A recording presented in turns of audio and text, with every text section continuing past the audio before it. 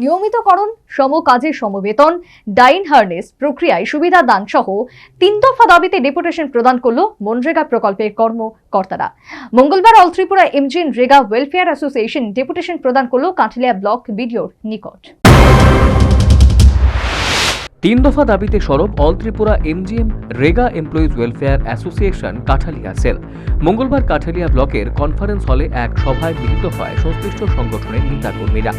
সেখানে উপস্থিত ছিলেন সংগঠনের ব্লক সেল কমিটির সভাপতি তপন দেবনাথ, রাজ্য কমিটির সদস্য বিজয় দাস, জেলা কমিটির সদস্য ভৃগুমণি ত্রিপুরা এবং বিষ্ণুপদ দেবনাথ প্রমুখ। আলোচনা শেষে সকল রেগা কর্মচারীদের একত্রিত হয়ে কাঠালিয়া সমষ্টি উন্নয়ন আধিকারিক হোমাগ্নি ভট্টাচার্যের সঙ্গে দেখা করেন এবং দাবি সনদ তুলে দেন। দাবিগুলোর মধ্যে উল্লেখযোগ্য ছিল সকল রেগা কর্মচারীদের নিয়মিতকরণ, সমকাজের সমবেতন প্রদান ইত্যাদি।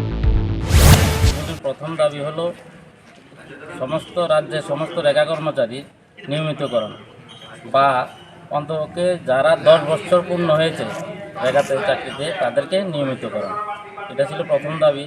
দ্বিতীয় দাবি ছিল আমাদের রেগাতে যখন নিয়োগ হয়েছে তখন সমকাজে সমবেতন এই ধরনের একটা স্ট্রাকচার ছিল, কিন্তু বিগত 4-5 বছর 7-8 বছর আগে এই diploma, degree, graduate, under graduate এরকমভাবে ভাগ করা হয়েছে। আমাদের এখন দাবি হলো যেহেতু নিয়োগের সময় একই বেতন ছিল সবার, তাহলে নিয়োগের সময় যেরকম বেতন ছিল সেভাবে সমকাজে সবাইকে সমবেতন দিতে হবে। 2007 সাল থেকে তৎকালীন বাম সরকার রেগা কর্মচারীদের চাকরি প্রদান করে।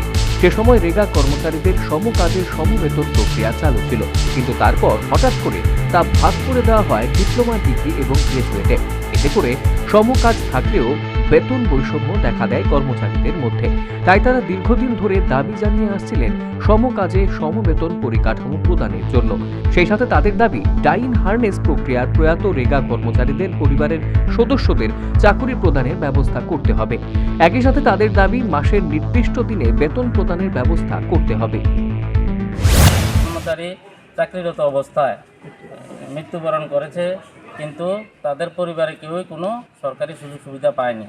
আমাদের দাবি এখন চাকরিরত অবস্থায় কোনো কর্মচারী মারা গেলে ওদের পরিবারের যোগ্য ব্যক্তিকে রেগাতে অথবা অন্য কোনো সরকারি কাজে আর্থিকভাবে সাহায্য করা এবং আবার কর্মসংস্থানের ব্যবস্থা করা, এগুলি ছিল মূল দাবি। এছাড়াও আমাদের আরও বিডিও স্যারের সাথে যে কথাগুলি হয়েছে যে আমাদের প্রত্যেক মাসেই দেখা যাচ্ছে বিগত 1 বছর ধরে বেতন আমরা সময় মতো পেতে কষ্ট হচ্ছে। 5 তারিখ, 10 তারিখ, অনেক সময় 15 তারিখও হয়ে যাচ্ছে। বেতনটা যাতে আমরা সপ্তাহের 1 তারিখ, 2 তারিখ বা প্রথম সপ্তাহের মধ্যে। ব্লক আধিকারিক তাদের দাবিগুলোর যৌক্তিকতা স্বীকার করেন এবং ঊর্ধ্বতন কর্তৃপক্ষের গোচরে নেবেন বলেও আশ্বাস দেন। ডেপুটেশন প্রদান শেষে এমনটাই জানান ব্লক সেল কমিটির সভাপতি তপন দেবনাথ। Report news.